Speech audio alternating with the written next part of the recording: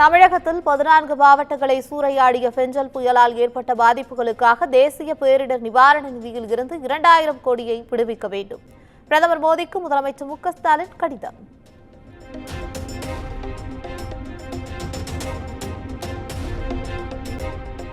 மழையால் பாதிக்கப்பட்ட விழுப்புரம் மாவட்டத்தில் மீட்பு பணிகள் தீவிரம். பாதிப்புகளை நேரில் சென்று பார்வையிட்ட முதலமைச்சர் மு க ஸ்டாலின் பேட்டி.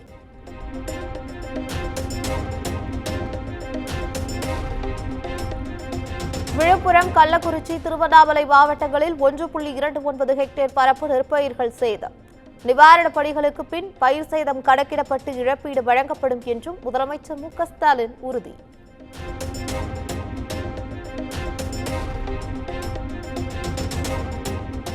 மழை சேதங்கள் குறித்து கணக்கிட்டு மத்திய அரசுக்கு அறிக்கை அனுப்பி வைக்கப்படும்.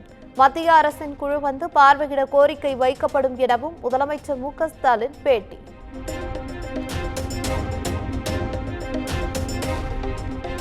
திருவண்ணாமலையில் ஏற்பட்ட மண் சரிவில் சிக்கிய 7 பேரின் உடல்களும் மீட்பு.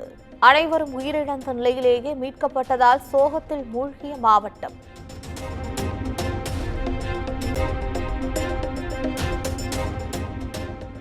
தொடர் மழை காரணமாக திருவண்ணாமலை மாவட்டம் சேத்துப்பட்டு பகுதியில் மழை நீரில் மூழ்கிய நெற்பயிர்கள். ஆரடி அருகே செய்யாற்றில் தரைப்பாலம் உடைந்ததால் 10 கிராமங்களுக்கு இடையேயான போக்குவரத்து துண்டிப்பு.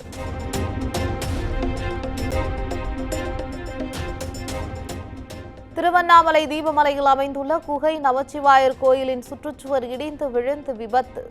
நூலிலையில் ஊழியர்கள் உயிர் தப்பிய சிசிடிவி காட்சிகள் வெளியானது.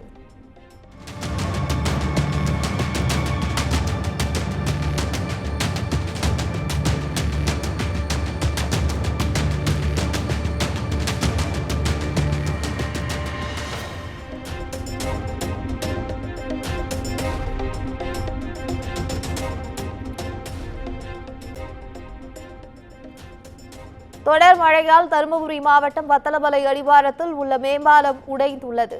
திருப்பத்தூர் அருகே விஷமங்கலம் பகுதியில் மழைநீருடன் கலந்த கழிவு நீரால் மக்கள் அவதி.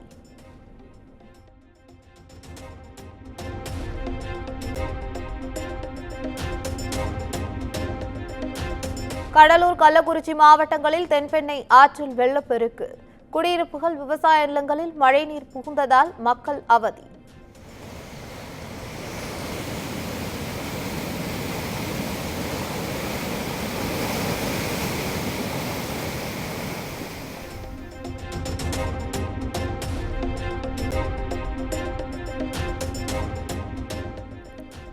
கடலூர் மாவட்டம் பகண்டை, மேல்பட்டாம்பாக்கம் பகுதிகளில் மழைநீர் சூழ்ந்ததால் மக்களின் இயல்பு வாழ்க்கை முடக்கம்.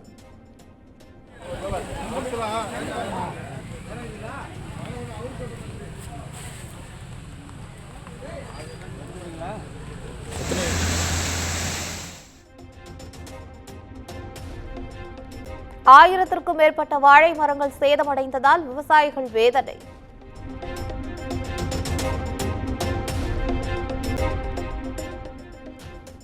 சேலம் மாவட்டம் ஏற்காட்டில் வெளுத்து வாங்கிய கனமழை.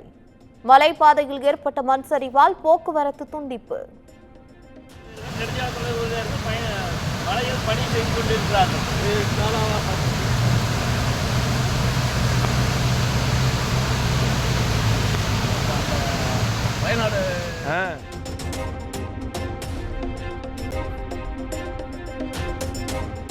திருவள்ளூர் மாவட்டம் திருவாலங்காடு அருகே கொசஸ்தலை ஆற்று தரைப்பாலம் வெள்ளத்தில் மூழ்கியது.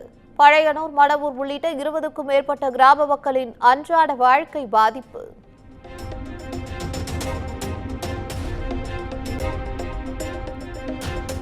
திருவள்ளூர் மாவட்டம் கருங்காலி பழைய முகத்துவாரம் பகுதியில் மணல் திட்டுகளாக மாறிய சாலை.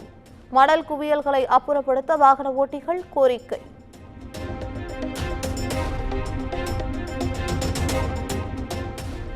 வேலூர் பொன்னைப்புதூர் பகுதியில் அறுவடைக்கு தயாராக இருந்த நெல் மற்றும் கரும்பு பயிர்கள் நீரில் மூழ்கி சேதம். உரிய இழப்பீடு வழங்க அரசுக்கு விவசாயிகள் கோரிக்கை.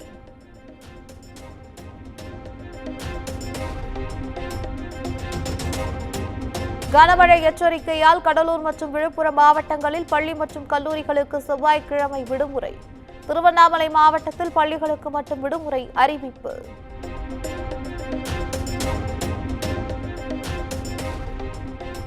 கிருஷ்ணகிரி மாவட்டத்தில் 2 தாலுகாக்களில் உள்ள பள்ளிகளுக்கு மட்டும் செவ்வாய்க்கிழமை விடுமுறை.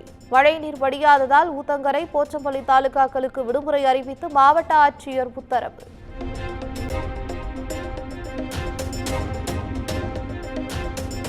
புதுச்சேரியில் பள்ளிகளுக்கு மட்டும் செவ்வாய்க்கிழமை விடுமுறை. முதலமைச்சர் ரங்கசாமி அறிவிப்பு.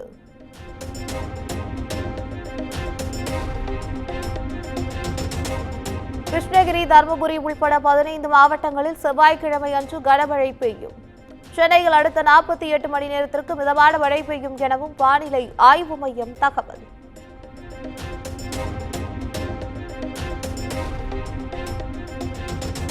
கனமழையால் புதுச்சேரி சங்கராபரணி ஆற்றில் வெள்ளப்பெருக்கு. வீடுகளை விட்டு வெளியே வர முடியாமல் பொதுமக்கள் அவதி.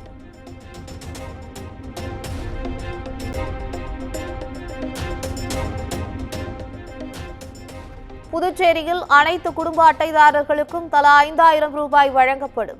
பெஞ்சல் புயலால் கடுமையான பாதிப்புகளை சந்தித்த நிலையில் முதலமைச்சர் ரங்கசாமி அறிவிப்பு.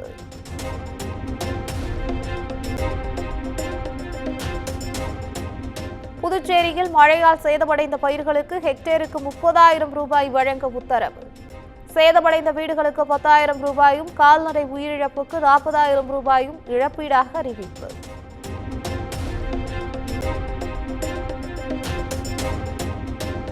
திருப்பத்தூரில் பெய்த தொடர் மழையால் நிரம்பி வழியும் ஏரிகள்.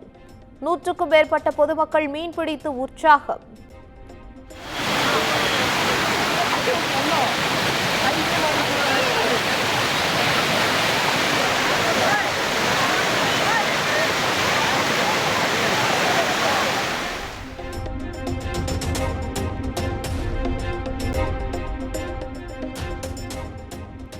கிருஷ்ணகிரியில் வரலாறு காணாத மழை. ஊத்தங்கரையில் மட்டும் 50 சென்டிமீட்டர் மழை பதிவு. சேலம், திருப்பத்தூர் நெடுஞ்சாலையில் வாகனங்கள் வெள்ள நீரில் அடித்துச் செல்லும் காட்சிகள் வெளியானது.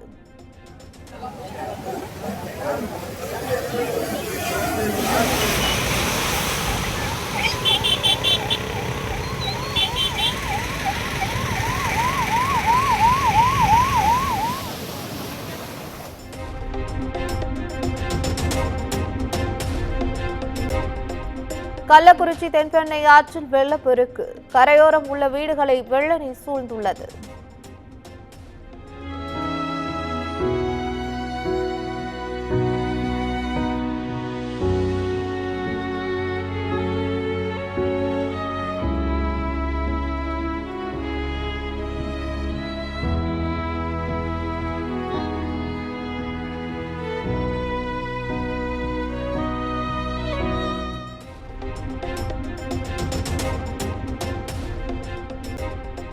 தொடர் மழையால் தருமபுரி மாவட்டம் வத்தலமலை அடிவாரத்தில் உள்ள மேம்பாலம் உடைந்துள்ளது.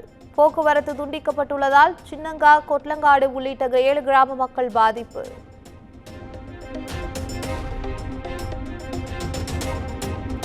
திருப்பத்தூர் அருகே விஷமங்கலம் பகுதியில் மழை நீருடன் கலந்த கழிவுநீரால் மக்கள் அவதி. கழிவுநீரை அகற்ற அதிகாரிகள் நடவடிக்கை எடுக்கவில்லை என்று கூறி பொதுமக்கள் சாலை மறியல்.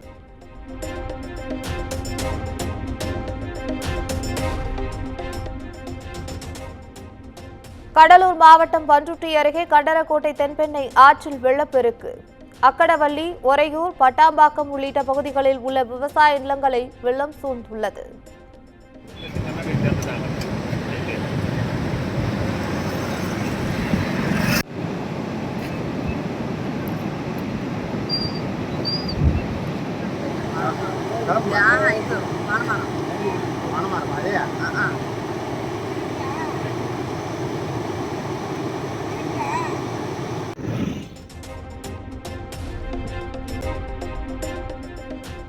தொடர் கனமழையால் விருதாச்சலம் மணிமுத்தாறு ஆற்றில் கரை புரண்டு ஓடும் வெள்ளம்.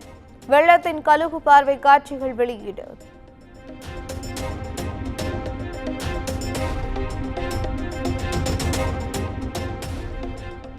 டிசம்பர் 9 மற்றும் 10 ஆகிய தேதிகளில் சட்டப்பேரவை கூட்டத்தொடர் நடைபெறும். அலுவல் ஆய்வுக்குழு கூட்டத்திற்கு பின்னர் சபாநாயகர் அப்பாவு அறிவிப்பு.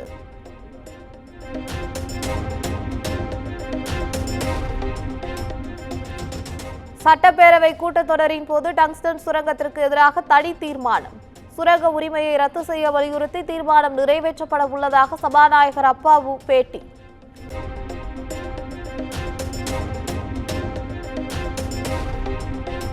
ஜாமீன் கிடைத்த மறுநாளே அமைச்சராக பதவியேற்றது ஏன் என செந்தில் பாலாஜி தரப்புக்கு உச்சநீதிமன்றம் கேள்வி. வழக்கில் சம்பந்தப்பட்டவர் அமைச்சராக பதவியேற்றால் சாட்சிகள் அச்சப்பட வாய்ப்பு உள்ளது என்றும் கருத்து.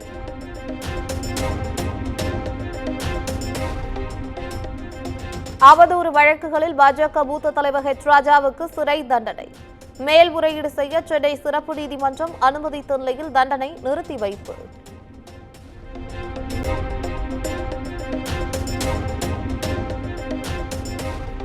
உணவுப் பொருட்கள் என்ற பெயரில் வெளிநாடுகளுக்கு ஜாஃபர் சாதிக் போதைப் பொருள் கடத்தியுள்ளார்.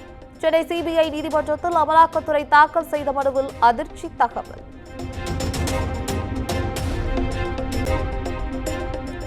சென்னை தியாகராய நகரில் உள்ள பாஜக தலைமை அலுவலகத்திற்கு வந்த அண்ணாமலைக்கு உற்சாக வரவேற்பு. 2026 சட்டப்பேரவைத் தேர்தலில் மக்கள் மாற்றத்தை விரும்புவதாக பேச்சு.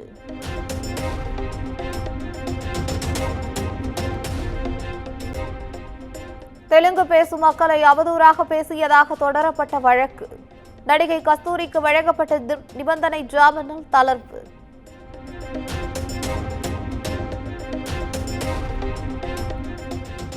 சென்னையில் மாநில கல்லூரி மாணவரை அடித்துக் கொன்ற வழக்கு.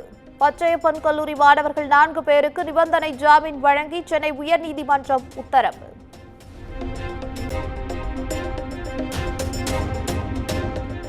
குஜராத் கோத்ரா ரயில் எதிர்ப்பு குறித்து விக்ராந்த் ராஷி கண்ணா நடித்த தி சபர்மதி ரிப்போர்ட் திரைப்படம். நாடாளுமன்ற வளாகத்தில் மத்திய அமைச்சர்களுடன் கண்டுகளித்தார் பிரதமர் நரேந்திர மோடி.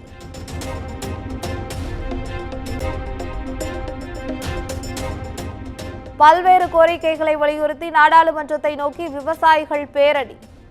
போலீசாரின் தடுப்புகளை உடைத்தெறிந்து முன்னேறி சென்ற விவசாயிகள்.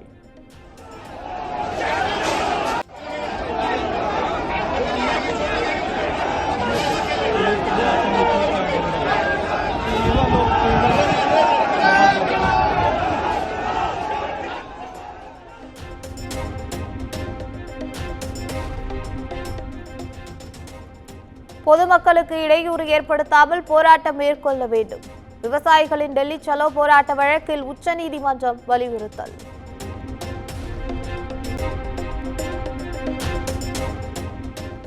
டெல்லியில் காற்றின் தரம் மேம்படாமல் கட்டுப்பாடுகளை குறைக்கக்கூடாது. உச்சநீதிமன்றம் மீண்டும் திட்டவட்டம்.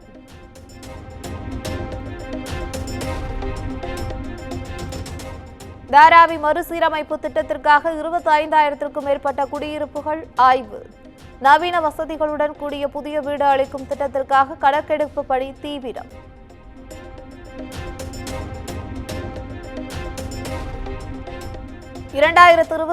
ஆண்டின் தொடக்கத்தில் இந்தியா வருகிறார் ரஷ்ய அதிபர் விளாடிமிர் புதின். பிரதமர் மோடியின் அழைப்பை ஏற்று வருவதாக அறிவிப்பு.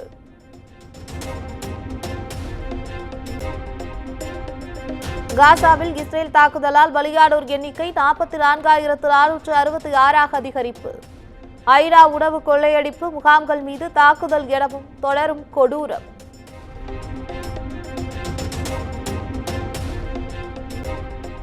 இந்திய வங்கதேச எல்லையான புல்வாரியில் பலப்படுத்தப்பட்டுள்ள பாதுகாப்பு. வங்கதேசத்தில் பதற்றம் நிலவி வரும் நிலையில் நடவடிக்கை.